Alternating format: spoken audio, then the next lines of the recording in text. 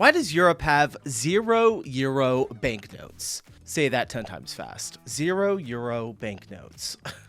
All right, today we're checking out a video from Half Asleep Chris. We've done one from him before, long time ago, but I'm a little confused on this entire video. What is the point of a €0 banknote?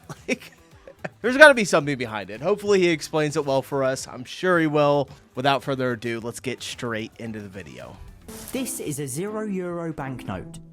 It feels like a real euro, and it features real working security features, including a watermark, UV ink, a hologram, and microprint, to name just a few. Also, I've said it before when we've done videos on banknotes. Absolutely love the Euro banknote. All your guys' banknotes that you have in Europe, your countries, are just so beautiful. We need to redo ours here in the US so bad. They're authorized by the European Central Bank, and if it wasn't for the giant zero front and center, you could very easily mistake it for a genuine euro. So what exactly are these banknotes and why do they exist? Join me as I attempt to travel an entire continent through these peculiar yet fascinating notes. If you enjoy this video, please consider subscribing. Now, despite Europe being one of the most culturally, architecturally, and naturally diverse continents on the planet, their banknotes are remarkably dull. It's a deliberate decision. It still looks really good. I want to call them dull, but compared to like the Swiss francs or even the pounds, really, they still look good. They can't be seen to favour one country more than another, so the architecture and buildings they portray are all entirely fictional. It's a terrible shame, but I understand it. They can't just print hundreds of different designs, or it would be a nightmare and very easy to fool people with counterfeits. Enter the €0. These are souvenir notes, originally intended to promote tourism, but which have since evolved into an encyclopedia of the continent and beyond. And though there are literally thousands of designs, meaning this is by no means an exhaustive list, I've tried to acquire at least one from every country. Let's begin our journey in France, where these banknotes were born in 2015. This is the Arc de Triomphe, and I actually bought this one from a vending machine inside the monument itself. It costs €3 for a €0 banknote. Oh, I love it. At just over 200 years old, the Arc commemorates those who fought and died in both the French Revolution and Napoleonic Wars, and the landmark can be seen again on the Champs-Élysées €0, alongside the city's Egyptian obelisk. Next there's the Sacré-Cœur, the second most visited landmark in Paris, after of course the Eiffel Tower. Now these two notes are actually polymer, rather than the traditional paper feel of the euro. Although they normally make these in paper, I obtained them as part of a 2017 polymer collector's set. It's also worth pointing out that the Eiffel Tower features on all of the notes, both as one of the landmarks depicted on the reverse, and as this strange holographic shape in the top left of every design, portraying the landmark's footprint. This symbol also appeared on the last 200 French franc note before the introduction of the euro, featuring the tower's designer Gustave Eiffel. Now we leave Paris behind and travel to the magnificent Palace of Versailles, again part of the polymer series, before heading south to the Millau Viaduct, the tallest bridge in the world. Finally, for France... How have we not done a video on this yet? Hold on, I gotta write a note down really quick. Alright, damn sure I'm coming back and looking that up. The tallest bridge in the world is in Europe? We visit the rarest €0 of them all, and what is in fact the single rarest banknote in my entire collection. Marineland is an aquatic zoo that in 2015 saw devastating floods. Many animals escaped, while some were left in mud-filled pools, and several even tragically died, including sharks, stingrays and turtles. Another casualty of the flood, however, was the €0 machine, destroyed and lost to the water, and nobody's precisely sure how many had been sold up until that point. Wow. Whatever the number, it wasn't a lot, and the surviving notes have since skyrocketed in value, becoming the most sought after of them all. With that, let's move on geographically to Monaco, the second smallest country in the world. We keep the aquatic theme and see two notes from the Musée Océanographique, a century-old marine museum, with the notes portraying a loggerhead sea turtle and the museum's cliffside face. Next is on to another tiny country, Andorra, sandwiched between France and Spain. The banknote features... So there's one for every single country, or like multiple, because France had, what, like 3 of them? Casa de Laval, a historical house built in 1580 that serves as the headquarters of the country's general council, or parliament. They did a good job. Let's travel further west still to Spain, where we see the landmarks of Barcelona depicted beautifully on this note. There's a 140-year-old and still unfinished Sagrada Familia, which can be seen on the back of every note, as well as the Casa Mila, the Casa Ballo, the Lizard in Park Güell, and the Columbus Monument. From the polymer set, there's also the Santiago de Compostela Cathedral and the incredible Alhambra, a red palace and fortress complex that's a UNESCO World Heritage Site.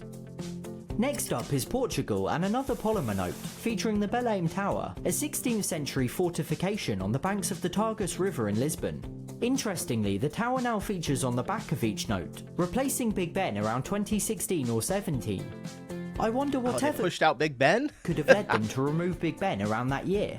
It's a mystery, but talking of Wait, what was the year? each note, replacing Big Ben around 2016 or 17. I wonder All right. That's why they took it out. whatever could have led them to remove Big Ben around that year. It's a mystery, but talking of Big Ben, let's continue our journey in the United Kingdom.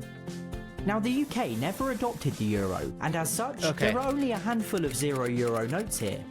This design sees the landmarks of Oh, so there are some. Okay, London, all right. Big Ben, Tower Bridge, the London Eye, and Buckingham Palace, whilst one of the only other ones I could find sees the RMS Titanic.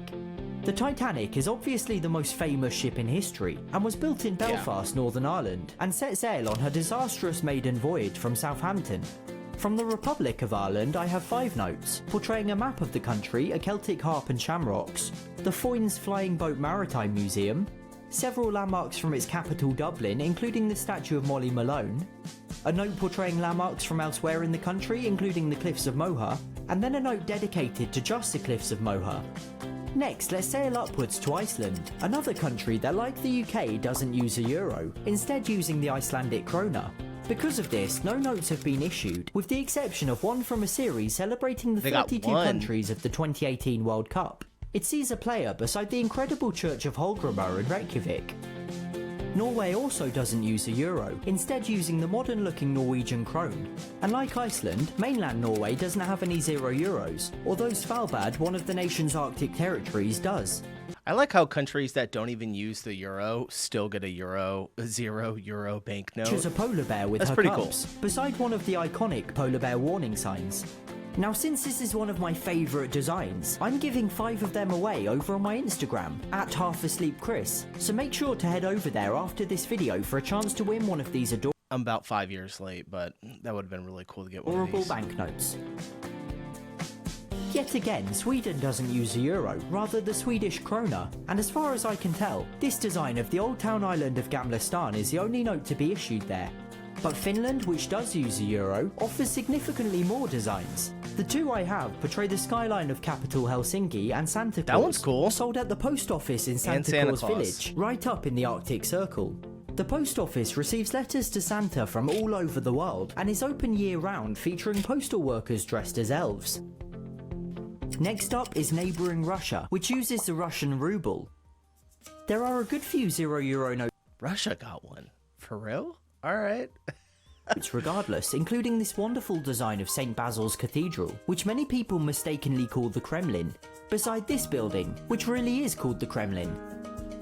From Russia, it's on to I do gotta say, we don't do many Russian videos, but damn, this building is really cool. I gotta give it to him. It looks awesome. St. Basil's Cathedral, which many people mistakenly call the Kremlin, beside this building, which really is called the Kremlin. From Russia, it's on to Estonia, where we see Tallinn's beautiful medieval skyline, no way, before travelling down to Latvia's capital Riga. This banknote sees a rather ornate House of the Blackheads, completely destroyed during the Second World War, but rebuilt over 50 years later in 1999. In Lithuania, we visit what's left of capital Vilnius's castle, rebuilt in 1933. The original castle can be seen on the old 50 Lithuanian liter banknote, the country's pre-euro currency. Now we reach Poland, who use a Polish zloty, and the €0 notes of which all seem to be remarkably sought after and expensive. I couldn't acquire any from Warsaw, so had to settle for this design from the city Legnica, depicting the Piast Castle, one of the largest in Poland. It also features what appear to be some very old coin designs, perhaps from the Piast dynasty, when the castle was built. From Poland, we dip down into Slovakia and see another castle, this time in Bratislava, which stands on an isolated hill in the otherwise flat capital. The Czech Republic is another country that doesn't use a euro, using one of my favourite European currencies, the Czech koruna. Nonetheless, there are quite... Yeah, that does look really good. We haven't done a video on these yet, but gosh, what currencies have we done? I think we've only done the Swiss franc and the pound and the euro. We might have to, if you guys want me to do more, let me know in the comments below. Currencies, the Czech koruna. Nonetheless, there are quite a few 0 euro designs, but I had to pick this one from the Ústí nad Labem Zoo, featuring my favourite animal, the tapir. Now I'm aware how long and list-like this video's becoming, and I can even feel my own attention span slipping, so Austria is going to be the final country we look at in this particular video. Okay. Let's start in Hallstatt, an incredibly picturesque village on the shores of Lake Hallstatt. I actually have two banknotes from here, this traditional 0 euro and this strange green one. Is this the first green one that we've seen? This is actually a rival company that prints its own notes, believe it or not. They're still based upon the original euro design and also feature working security features including UV ink, microprint and a watermark, although this brand hasn't become nearly as successful. Anyway, next we visit Salzburg, home of legendary composer Mozart, before ending our tour in capital Vienna at the majestic Schönbrunn Palace, a note from the Polymer series. So this is where we put the bookmark, and we'll continue the journey in a few weeks' time exploring the rest of Europe and beyond. That's right, India, Peru, Japan and the United States all have 0 euro banknotes of their... Really? I mean, kind of cool though. I like it. The Japanese one looks really awesome. Why? Find out in part 2. All right, maybe we're gonna have to check out part number 2. That was really interesting. I guess I just thought, I don't know, I thought there was maybe some crazy reason that there was a 0 banknote, but apparently it's just for tourists like me or anyone else that comes and visits. Wild that we have one in the US. I wonder how I get my hands on that. All right, if you guys enjoyed the video, smash the like button on the way out, and I'll see you in the next one. Peace.